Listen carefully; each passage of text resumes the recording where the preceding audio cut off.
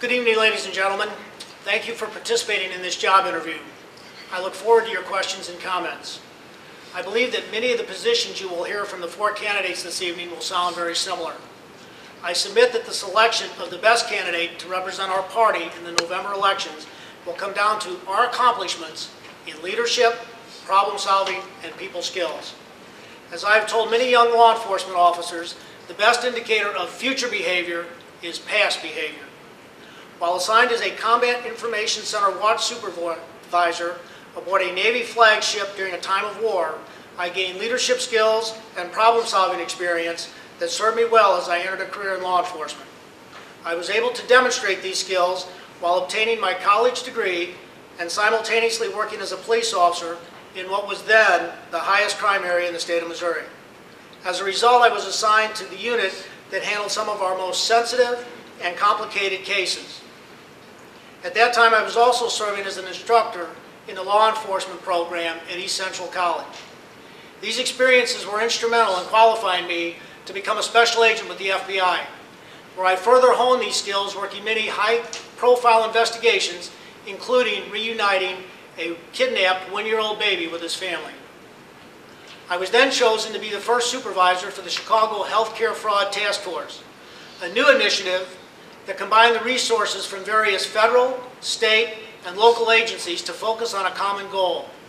Our first investigation, codenamed Operation Gold Pill, resulted in the arrest of individuals who had committed over $2 million in Medicare, Medicaid, and private insurance fraud.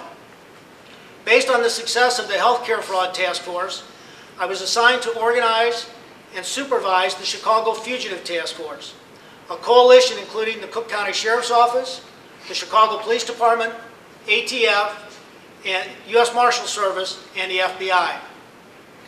In 1993, one of the U.S. Marshals assigned to the task force served as the technical advisor to a movie called The Fugitive. And upon its release, I was introduced on national television as the real-life fugitive hunter and allowed to tell what it was like to head the Chicago Fugitive Task Force.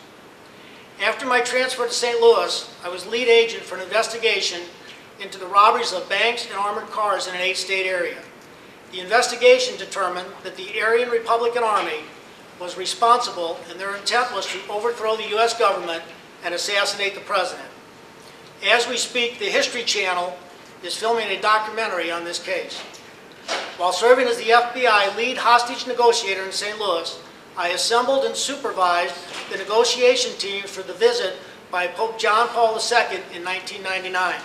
I was also the FBI media spokesperson and dealt directly with the press and the release of information. I still instruct in the FBI hostage negotiation training program. In my current career, I set up a security program for a major company, and I manage a balanced budget of over $1.5 million.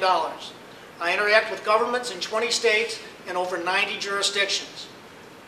Every investigation is a problem to be solved. I will use my investigative techniques to study and investigate the issues before our state legislature.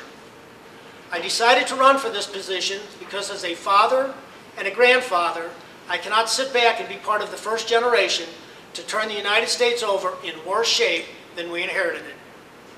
Throughout my career, I have learned that the responsibility of a leader is to create the conditions for success. The responsibility of your next state representative should be to create the conditions for the success of our district and the state of Missouri. Again, thank you for being here this evening.